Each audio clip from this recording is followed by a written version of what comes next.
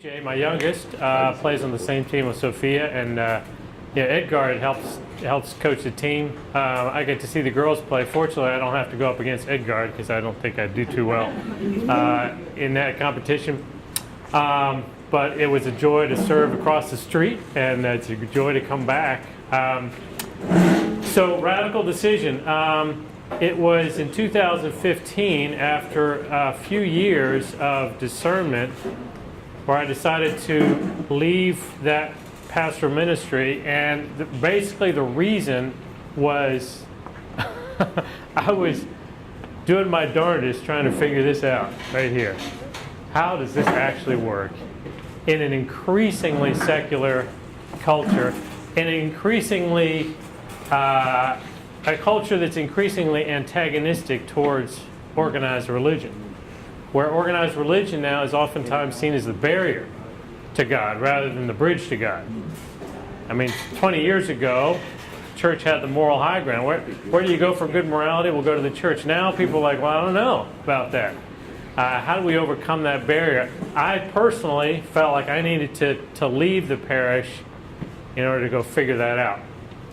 Well, I can't tell you I figured it out yet, but I'm still working on it. But I've learned a heck of a lot. I do pastor a small church in Falls Church, Virginia, Idlewood Presbyterian Church, part-time. And that it keeps one foot in the door of parish ministry. But my other part-time job is with an organization called Bridges. And Bridges is based out of Southern California, started by a missionary who went to Ethiopia, a Presbyterian missionary.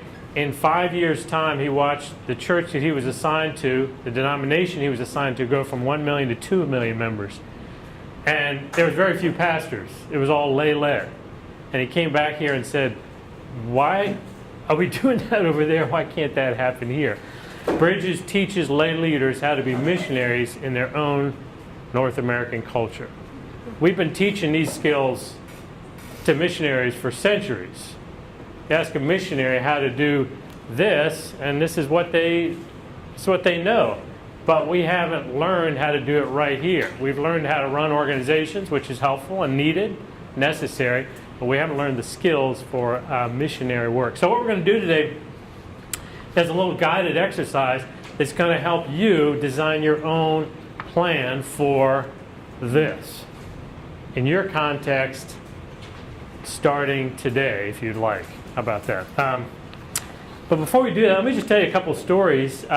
So we have a support group, two support groups, one based at the Presbyterian Church here and one based up at the Presbyterian Church Neilsville in Germantown. And these are just folks like you all, lay leaders in their church, that wanted to figure out how in the world, what does this look like? How do we actually do this? And so Sue is a dental hygienist. She's been at the same office, dentist office, for 20 years. Over those 20 years, she's gotten sort of a reputation for wisdom, for good common sense, for professional expertise. And so other hygienists come to her for help with their profession. The receptionists and assistants come to her with questions about the office. Patients sign up for her so that they can get good professional expertise, but they also, she found out, are starting to sign up for just for good counsel. Now, I don't know quite how it works. You know, when I get asked a question from a dental hygienist, usually she's got both hands in my mouth. I'm not sure how to respond, but somehow she works this out, this counseling thing. And so, so people sign up just to be able to talk to Sue. The dentist left the practice and sold it to another dentist. The new dentist came. She was asking Sue, he or she, I can't remember. The dentist was asking Sue questions about how to run the office, how to run her business. So every month we come together and just try to apply Scripture to our context. I said, this reminds you of somebody in the Bible, Sue. She goes, who's that? It sounds like Esther to me. Wisdom for such a time and such a place. And she began to transform her understanding of what her role and what her call was in that office. So there's one gal, dental hygienist like her, who is a Hindu background. And she got to know Sue and began to, like the others, just come to her for professional advice and how to do her job better. But this particular gal got known in the office as just cantankerous, bad bedside manners, just really not helpful people skills. But she kept coming to Sue because she trusted Sue.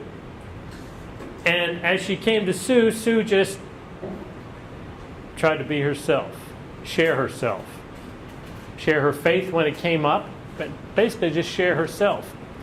And as this woman got to know her more, she began to adopt some of her professional practices and began to learn a little bit from her about bedside manners.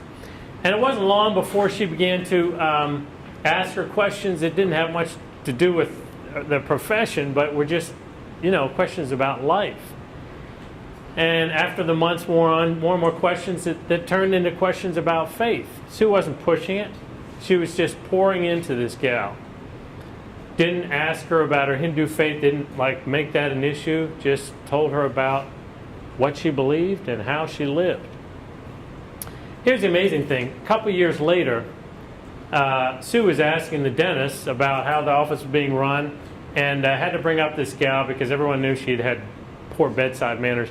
And she asked the dentist, "How is so-and-so doing?"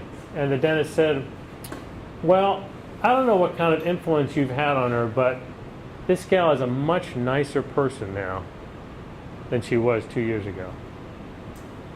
And I thought, what's a more powerful testimony? I gave my life to Christ, or she's a nicer person around other patients and about other clientele. Now, this gal continues to ask Sue questions. I can't imagine it's going to be more than a couple months before she just says, "Sue, give me the goods. What are you all made of, and how can I get what you have?" But that's the kind of impact a Christian can have in an office, in her own place. This gal's never been to church, but God is working in her life to transform who she is. I'll give you another example. Sandy is a yoga instructor. Sandy has a passion for introducing Christian principles into her yoga instruction. She recognizes that yoga can be a spiritual exercise. She says, but it doesn't have to be Eastern principles. That can be Christian spiritual practices that work into yoga. So she's had a passion for incorporating those into her yoga sessions. I've been to one of her sessions. It's very tactful, devotional kinds of things she reads and recites while we were doing the yoga. So she was going around to different churches and presenting these, and got a lot of great feedback. People wanted, other churches were referencing her, and so I said, "Sandy, how about outside the church? What's going on there?" And she goes, "Well, I mean, just to sort of pay the bills, I work at LA Fitness and teach a class there." I said, "How's that going?" "Well, I can't really do this, right? I mean, it's LA Fitness. I can't. That's a secular environment. I can't teach or preach or do religion in the yoga class. So, helps with some extra change." I said, "Sandy, how many people are coming to your yoga class?" She said, "You mean regularly?" I said, "Yeah." "How many classes do you have a week?" She said, 2. "How many students come per class?" She goes, "About 53. I go, 53? How do they even fit them into your class? They got to figure out some kind of new yoga just to squeeze it all in. How does that even work? Where are these people coming from?" I go, "Sandy, they've got options. There's a million yoga classes around here. What is it? What are they coming to?" She goes, "I don't know. I mean, I do my stuff." "Sandy, they're seeing something. God is doing something. You don't have a crowded yoga class just by coincidence." I said, "Sandy, let's presume that God is on the move. Let's think outside of the box. How you can be a person that invites God into the space. How do you proclaim in that context?" So she went about it. She started seeing people after class, making friends, go out for coffee after class. She began talking to people about how they experience yoga.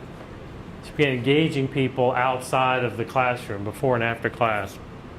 Last March, she said, a woman just came up to me after class and said, "Sandy, you seem spiritual.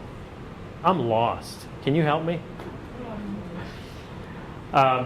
So literally last night, I was talking to her at our support group meeting, and she said she was given a report to her.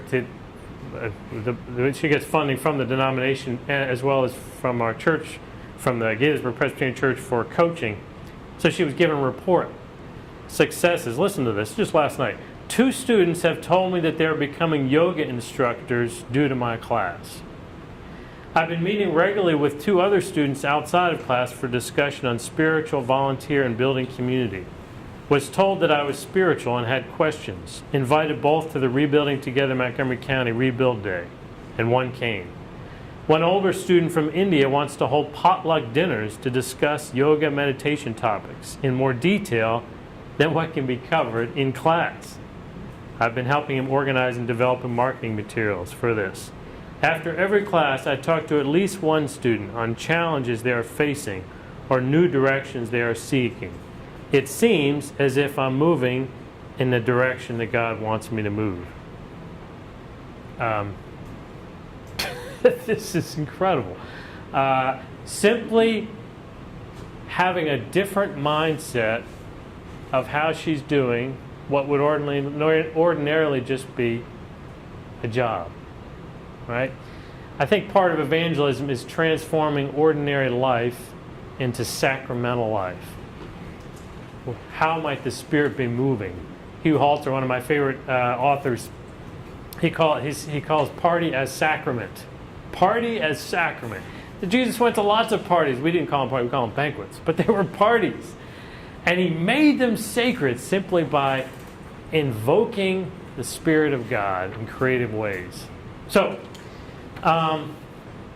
that's what I've been up to, and it's a journey. We have game nights in our house. We gather people. We put name tags on people, which sometimes is a little strange for folks. We have potluck dinners.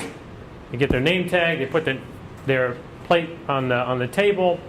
We say a simple prayer, and then we eat, and then we play games all night. Nothing else religious. First, I thought, can I even call this ministry? After a while, I realized, absolutely, this is the prime ministry area. Not because we're playing games, but because others in my discipleship group are consciously investing in people during those game nights. Evangelism is 90% investing in people. It's not because you're afraid to be bold. It's because you're afraid to invest that kind of time in other individuals. Because it takes time. So, do we have these? Do they have them? They do. Awesome. Okay, here's what we're going to do for the next hour. What we're going to do is fill in this first sheet. Okay? That's our entire task, is filling in the first sheet. Now, each one of these categories corresponds to a page or two behind it. Okay? Now, you can do this. You can sort of fly. It's self-explanatory, so you can fly through it on your own. But I'm going to sort of walk us through. So, if you're one of those that just can't hold your horses and just want to fly, well, go for it. But you can hang back with us too, and I don't know, maybe get more out of it.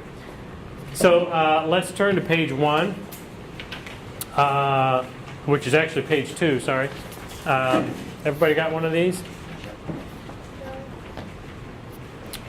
Got some more here, I think. I think we missed that page. Yeah. You missed that page? Yeah, it goes directly to step 3. I'm kidding. Yeah. No, I've already page I thought was right at the top. Okay, yeah. Sorry. Okay. All right, I'm going to use this one then. Wow, did you not have the right name? We're missing page 2 of the appendix. All right, it's okay. So here's what we're going to do. We're going to talk about what the Bible calls oikos groups. This is a Greek word, oikos, meaning household, broader meaning network. Okay?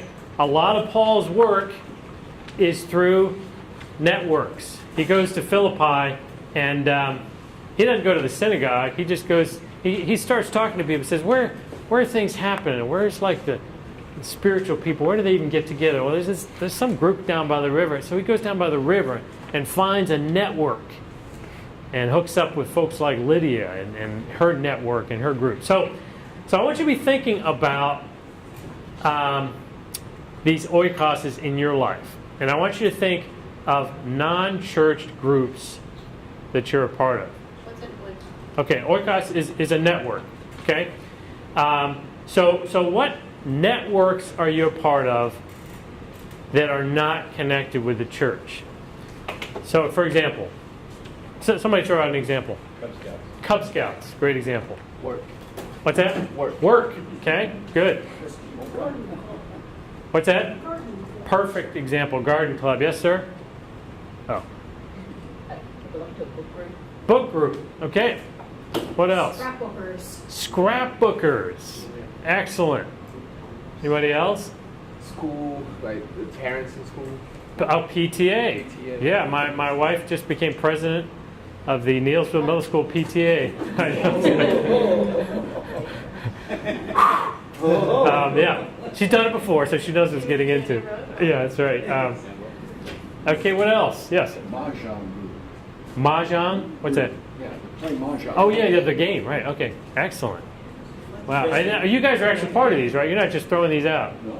That's great. That's great. Investment club. What's that? Investment club. An investment club. You get around and talk about how to invest your money. Okay, excellent examples. Any kind of sports, softball, soccer. Yeah, absolutely. Soccer. My wife and I have been part of soccer teams with my girls. All three girls play soccer. We've been doing that for years. Any others? Okay.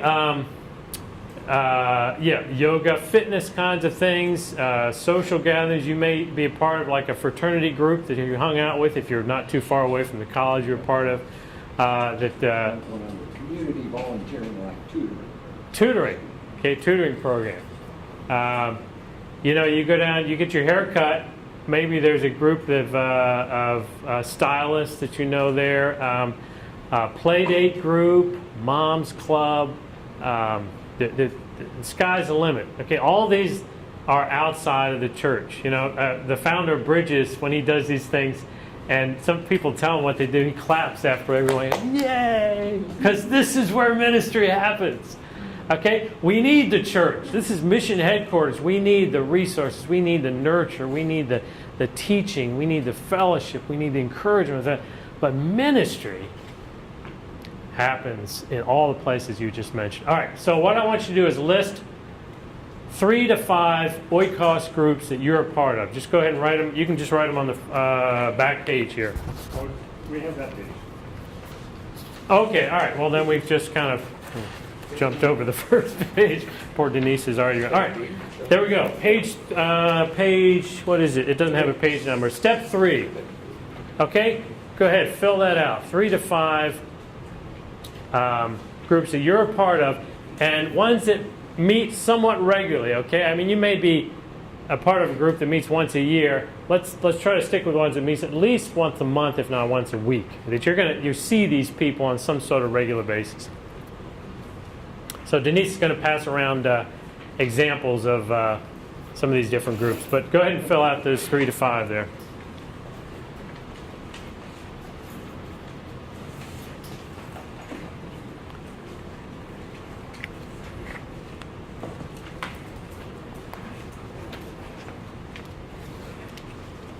So what she's passing around is just examples that we sort of work through.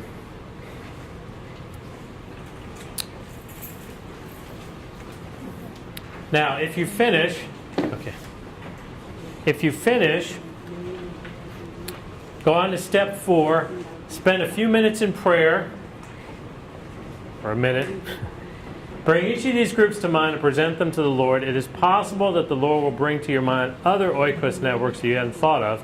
Be attentive to His leading. Pay a special attention to any nudgings of the Holy Spirit as you think of these groups. And then step 5, if God were calling you to invest in just one or two of these networks, which would they be? So this is one of these spiritual exercises. I can't tell you which God is calling you to invest in, but I'm going to assume that if you're here today, that you are personally invested in doing this.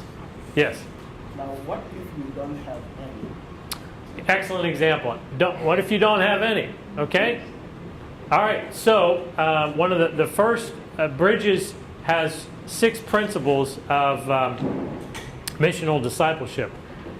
Principle number 1. This is what missionaries have been doing for the last 2,000 years, really. Principle number 1, join a group. Find a group. Here's what I did. I went online, and there's this group called, there's a website called meetup.com. I thought it was a dating service. I thought, well, I've been married for almost 26 years. I'm not going to go there. But I found out it's actually not. It's this amazing resource. Anybody can just go on there and say, I want to define this group. I want the hikers in Washington, D.C. Or I'm going to start a group of 18 to 25-year-olds, because I aspire to be 18 to 25, who want to play Ultimate Frisbee on Wednesday nights at Blueberry Hill in Durwood. Okay, it can be really wide or really narrow. And then you set the parameters on membership. Most of them are just like one click. Who are you? What was your interest? And then you set up events around it. There are scads of meetup groups right around here. I just joined one myself. The Gaithersburg and Germantown Readers Club. We meet at the Panera in Germantown, and we started last month, and we're going to read the Book of M. Just came out.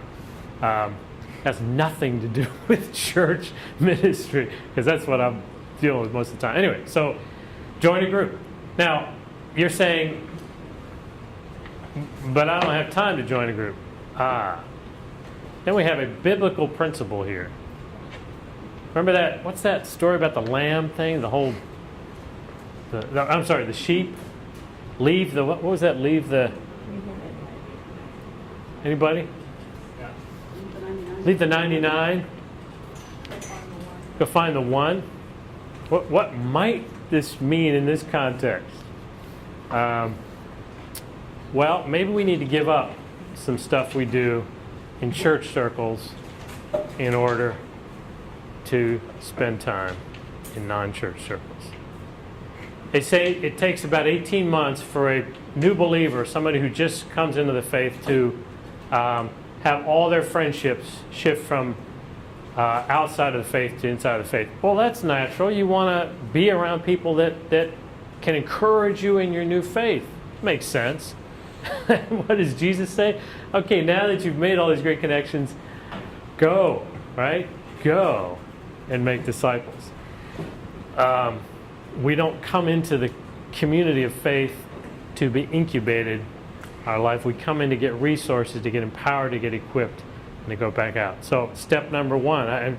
One of the gals came to our support group meeting, just that she, after 10 minutes, she goes, I don't have any. So we encourage her, go find one. And all I can say is my understanding of the Bible says it's worth making some space to do. And for me, it meant stepping down from my job, because I was hopelessly entrenched in concentric circles of church people.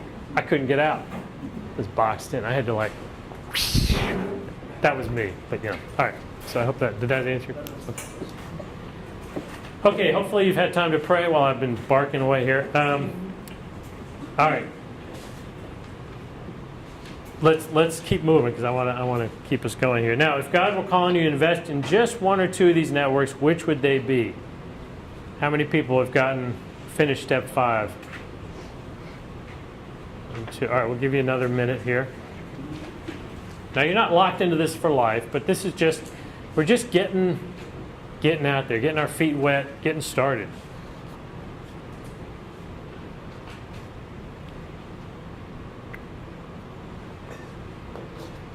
So for you, what's your name? Marosa. Marosi. So for you, you could put whatever, like meetup.com or whatever first step in order to get to a group. Yeah. Okay. Good.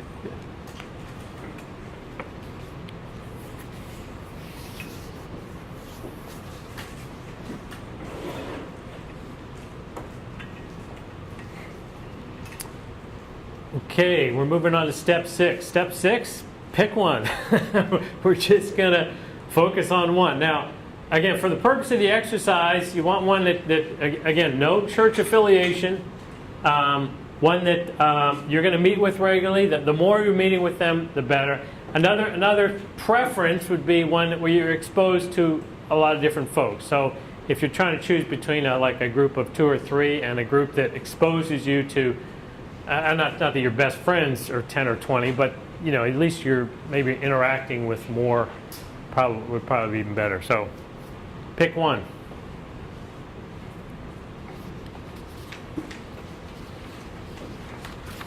When you're finished, turn back to the front sheet and put it on the top line there under my network.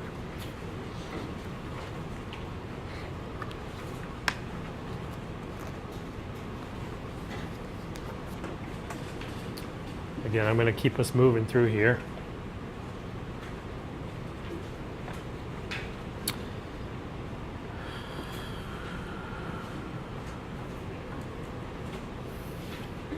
All right, we've got one oikos we're going to focus on today. You're the one you just chose. All right, let's go to page 4, part 2, my people. Paul says, Luke, the writer, talking about Paul, says, a certain woman named Lydia, worshiper of her God, was listening to us. Okay, there were a lot of people there. Paul zeroes in on Lydia. Spirit's leading, right? This is... My last 2.5 years have been spiritual discernment on steroids. Every morning I got to get up and go, where are you taking? The great thing about evangelism is, there's a million options out there. The difficulty of it is, of course, there's a million options out there. How do you focus on one? So this is a process of discernment. So step 1 of part 2, make a comprehensive list of each individual that you have personal contact with in any way through your selected network. Don't restrict yourself to social, age, lifestyle, or employment categories. Think broadly. Wait until step number 2 to fill in the right-hand column. So just fill in, just start with just names here. Everybody in the group, the oikos group that you just selected, that you have any contact, even if it's like the waiter of the restaurant where you meet in, or the uncle who hangs out in the back room while you're having your I'm sorry, man. What was the group that you scrapbooking? There's some husband that sits in his desk and never shows his face. He's there. Put his name down. All right, anybody that's even remotely connected to this group. Okay, when you're done with the list, step 2, go back through the list, fill in the right-hand column, describe your relationship with this person. So some examples. Not too close, but we bump into each other almost every day. I try to avoid him because he annoys me. Love her to death, but judge her a lot because of her poor decisions. Or my boss, respectful distance. Or very needy, exhausting being with him, but have no choice. Or we say hi, that's all. So just a short, one-phrase description of your relationship with them. All right, let me go on to step 3. This is page 5. Doesn't have a number on it, but it's page 5. Step 3, take the list of people that you've written on the back side of this page and bring them to the Lord in prayer. This will be a similar exercise as you did with your oikos networks, except with individuals, not groups. Pray about each one, get a sense of the Spirit's leading. You're now looking to narrow your list down to 3 to 5 personal relationships you feel God is calling you to invest in. So we did this with the groups. Now we're doing it with people. Usually these will be those toward whom you experience either positive or negative energy in one or more of these ways. A friendship ripe for development, deep concern about their spiritual status, a need for healing in the relationship, personal crises you're praying for, spiritual questioning on their part, looking to you for guidance, common ground you haven't explored, or just a general interest in getting to know them better. Which people in this group is God leading you to? which ones do you either say, I would love to get to know this person better, or what a pastor over the Presbyterian Church used to call, what do you call them? Grace givers, I think. What was the term he used? People that demand we exercise grace. What's that? Yeah, extra grace required. These are the people you leave and you go, I hope I don't have to deal with them again next meeting. And there they are again. Either you just can't wait to get to know them more, or they're the last person you might get to know. They're probably somebody God has put in your path to engage. I can see some of you going, oh man. Can we just have lunch early or something?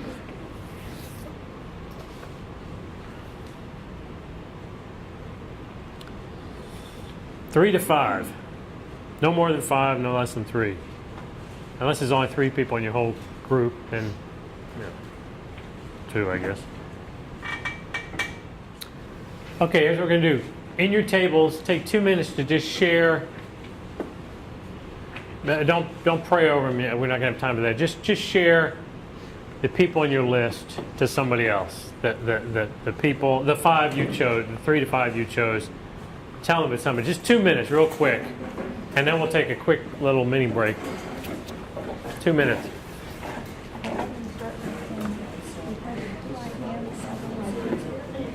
On the front page here. So what we're going to do now is fill in the front page under my people. Who are your people? Okay, people God is calling you to invest in. Now, keep in mind, when we do this kind of work, sometimes the person whose life really needs to be changed is ours. You know, we're the ones who get the most change. God, it's our heart that God has to work on the most, but it's through the process of engaging folks outside of the faith. Now, Jesus met the centurion says, can you heal my child? Jesus said, sure, let me go to your house. And the centurion, what does he say? You need to come to my house. You just say the word, right? And what does Jesus say? He goes, holy cow, I didn't know faith could look like this. This is amazing. He never saw that back in his Jewish ghetto.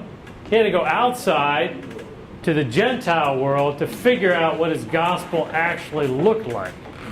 If Jesus has to go outside his church community, so to speak, to see what the gospel actually looks like, how much more do we need to get outside of our church circles to see what this really looks like? And I'm just speaking from personal experience. It's pretty good stuff out there. All right. Okay, now the next 3 are how the resources we're going to use to do this work of engaging. So let's look at page 6 here. The Lord opened her heart to listen eagerly to what was said by Paul. Paul had a gift. He used that gift, and he was conscious of the role he played in Lydia's life. So social roles are a set of behaviors, this is page 6, step 1, that are expected of someone who holds a particular status. Inasmuch as we're a part of a social network, we have a function in that group. However much or little we're involved, our relationship with the others is not generic. It fulfills a certain role. Below is a sample list of different roles we play in various networks. You're not looking for job titles or stereotype labels, but rather real roles you play in a group, named or not. List all that apply to your social network. If you can think of a role you play that's not listed, include it in one of the blanks that follow. So, Hunter, right? Yes. Yeah. Hunter's a Boy Scout, Cub Scout leader. So it's a pretty prescribed role. I mean, he's the leader, the organizer, the manager of the group. Okay? So that's going to play into how God uses him in that group. That's a very influential role. Now, it doesn't mean when they're camping, he's going to be able to spend hours and hours with one person like a counselor. Right? You can't do that. But he's able to manage, and God can use him powerfully in that role of organizing. right? So what are these? And these are just, that's a very formal relationship, but, in your scrap, why can't I remember that word? Scrapbooking. That's a simple word. I can't remember. Scrapbooking. You may be the comic relief. You're just, people love it when you come because you just lighten things up. That's a role. You may be the host person. You just love to host. You love to bring stuff. I mean, what's your niche? What kind of how do people see you in that network?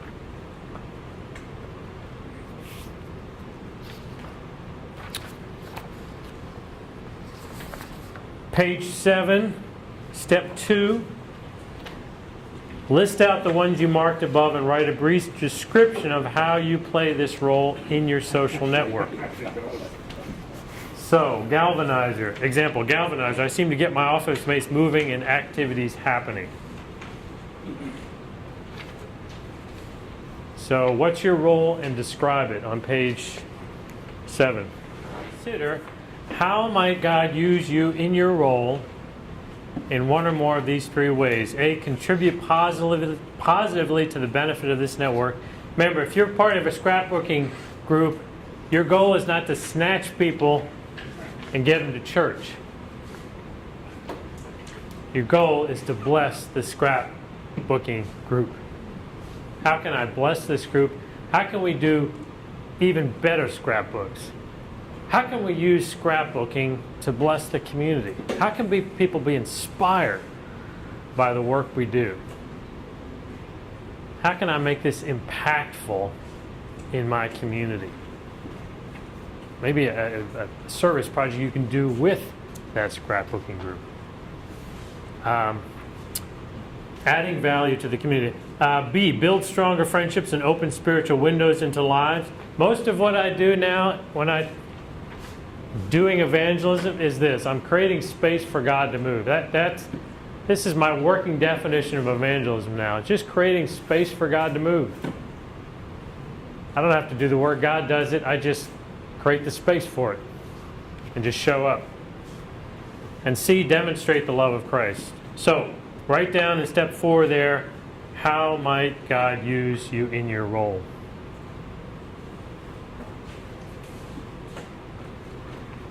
And then step 5 is to write 2 of those roles, no more than 2, on the front page. Again, we're filling in the front page here. Slowly but surely. You are done. Start on page 9, My Skills. A missionary engages 6 specific skills in their work outside of church culture. Now, you think of missionaries as going to other cultures. That's what we're doing. What's the other culture we're going to? We're going to non-church culture. We are very comfortable sharing the good news in our culture, in our church culture, right?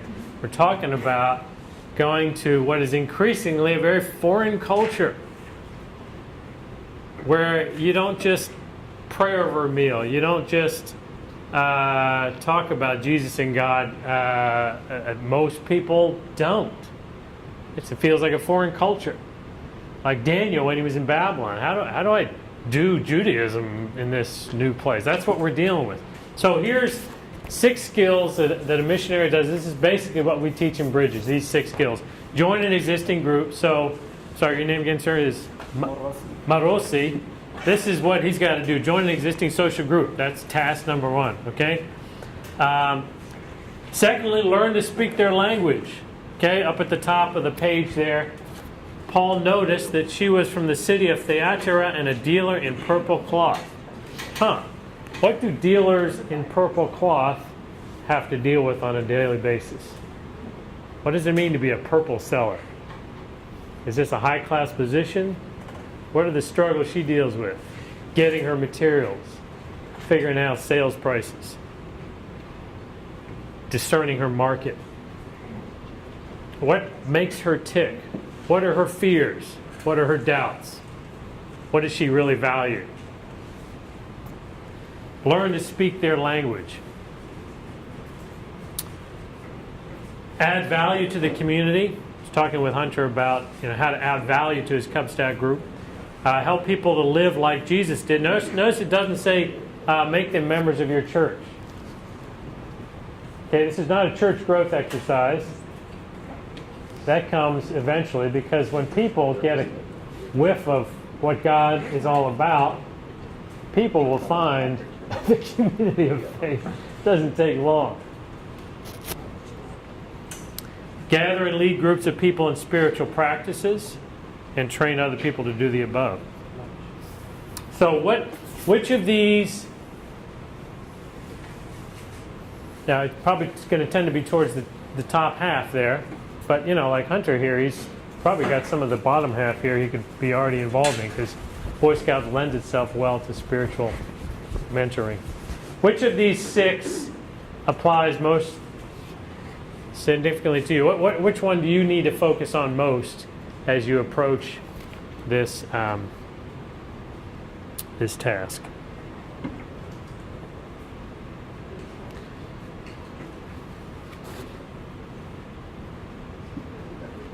And again, step 2, prayerfully consider which of these God is calling you to focus on now in your social network, and write these on the front page. All right, we're almost done with our front page here.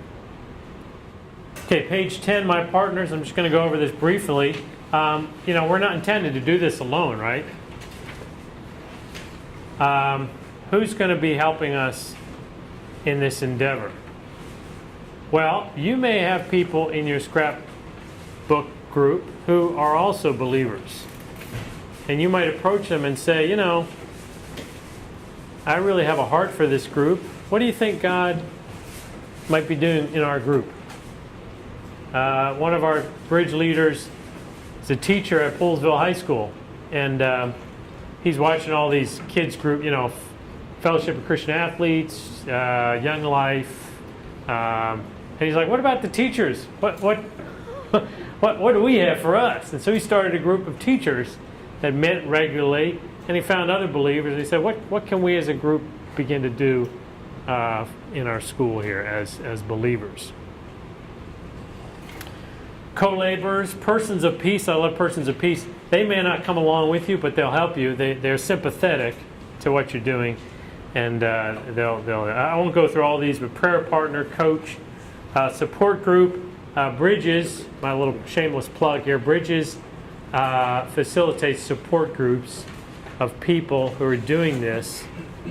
We've got about 5 up in Neilsville. We've got about 5 at the Presbyterian Church next door.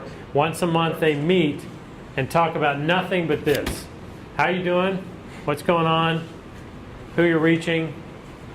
What's happening? How can we position ourselves better to create space for God to move? How is God changing your life in the process? It's great stuff. All right, I'm just going to touch on that briefly, but so on the front page, I'm rushing a little bit here. My partners, people in your group or people outside your group, a prayer partner that you want to solicit to help you in the process. Maybe Pastor Jen or your pastor, you just want to ask them, hey, can you help me be accountable for this process? Okay, the last part I want to go over are specific things you can do. Let's turn to page 11. My next step. Again, step 1, 90% of evangelism is investing in lives of those who don't know the love of the Savior. This takes time and intentionality. Tell you what, in the support groups, that probably the most overwhelming frustration is, gosh, this takes so much time. Well, yeah, these are people who have lives. And yeah, it takes time. You don't see the fruit of this sometimes for a while.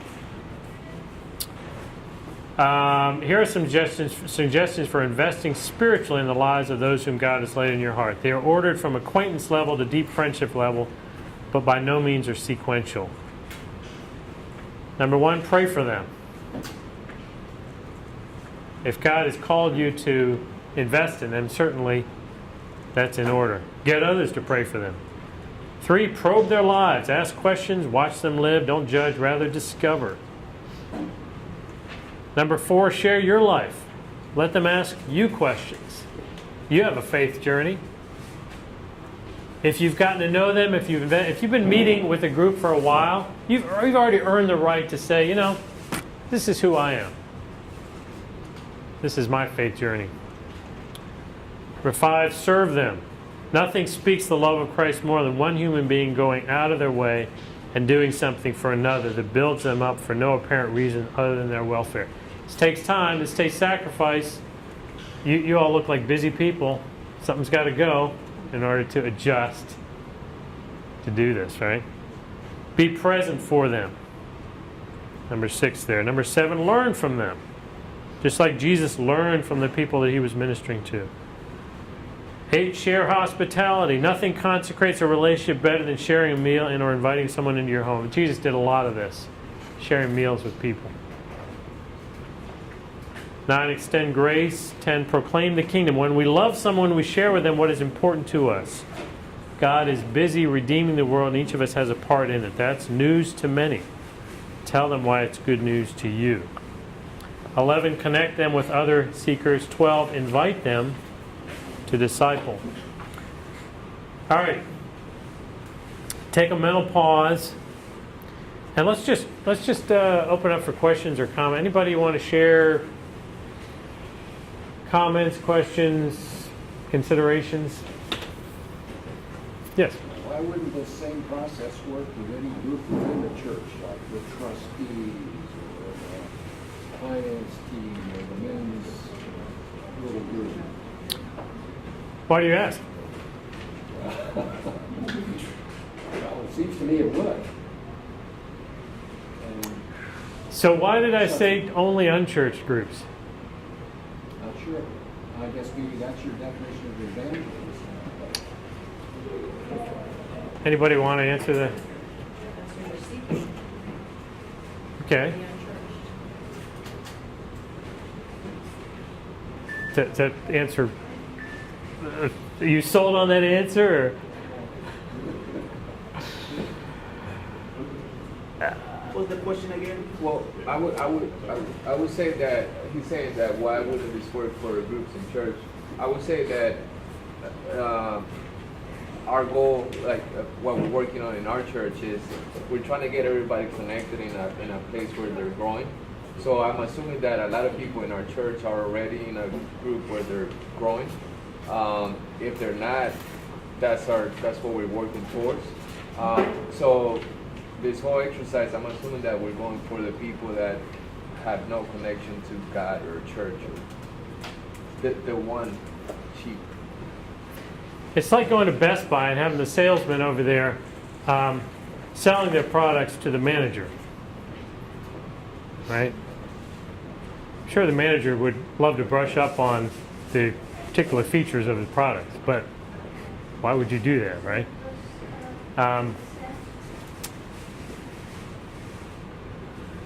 We have so much resources inside the church. So much of this has probably already been done. It's a whole lot easier to do it within these walls. I would argue we've been doing this for years. For me, what I needed to learn how to do was what Jesus spent most 80% of his time doing, is getting outside of the religious, the religiously sanctioned groups and talking with the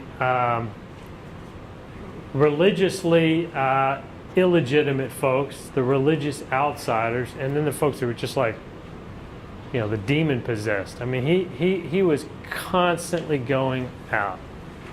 I came not for the righteous. When I see that word, I think churched. I came for the sinners. When I see that word, I think unchurched. That's what I'm here for. Sure, it'll work inside the church, but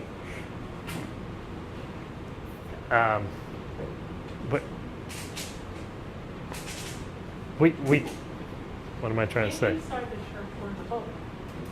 How so? Because we're with theoretically like-minded people. And we're supposed to spread, Jesus told us to go out into the world, to go into different spaces and preach the gospel.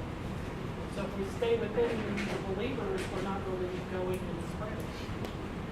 We're in our little churches. Right. So we also need to be aware that not everybody in the church is righteous. Yeah, that's right.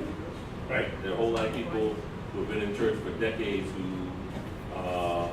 no more know Jesus Christ as their Lord and Savior and the free pardon of their sins than my car is a churchgoer when it's in my garage, right? It is coming to church doesn't make you saved. And you can be there. And there are plenty of people who come to gather because it's community. We like the feeling here. There's a great atmosphere here. You're doing good work here. I think I owe this back to the community. All those kinds of things. But they haven't come to know Jesus. So there's got to be some internal evangelism too. And I don't know, maybe the speaker has gotten to this, where the line is between evangelism and discipleship. Right? I think we've got to be doing all that at the same time. Kind of, they definitely go hand in hand in my book. Yeah, it so much of the church's resources pull us in, and so we have to be proactive to get out. Otherwise, we're just never going to get out there, you know, and we're never going to learn what Jesus spent most of his time learning, what the gospel looks like out in the community. So it's not that it's wrong; it's just it's a priority thing. You know? And part of my struggle also is just belonging to a particular group, right? Could it also be that you don't belong to a particular group, or broaden the definition of a group? As an example, if Michael and I were talking that once a month we want to go spend time at the bus station out next to Lake Forest Mall, just talking to people and getting to know people, and just sharing our stories and just building a community of people who are just in transit there. Yeah. So that is not a group per se as we are defining through membership, but it is a group in the sense that there's a common purpose of being in transit Sure. for those people. And God can use that. I mean, the disadvantage, of course, is you may not see people more than once. It's sort of a one-time. And there are people that just have that gift of just on a one-time occasion, they just connect and build that rapport in a small amount of time and can just sort of do the proclamation. I don't have that gift, but sure. There's an advantage in terms of long-term evangelism and discipleship when you see people on a regular basis. What about maybe even the homeless, right? Yeah. Oh, yeah. Where the homeless gather and we go gather with them. Absolutely. There's bridge leaders in Southern California that spend all their time not just ministering to homeless people, training them in evangelism and discipleship, which is really cool. Yeah.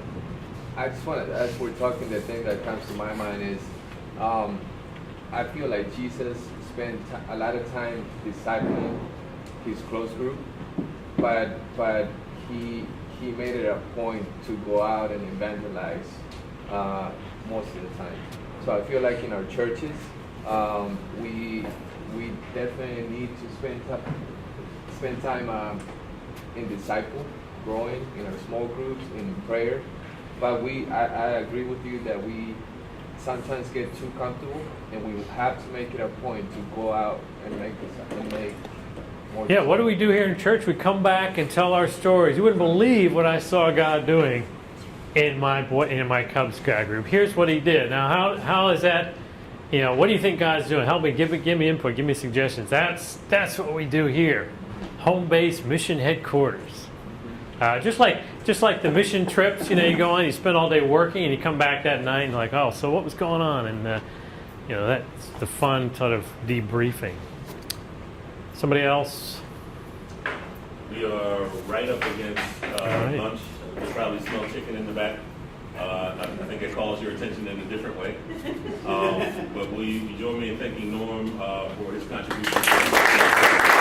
And so I think there's table talk time, right? We can talk about, talk at your tables about these next steps. And so hopefully during the table talk you can fill in these last 3 next steps. And I'll just put in another plug here. If a support group is needed, we can talk about that with the pastors. Good. Thanks again. Yeah,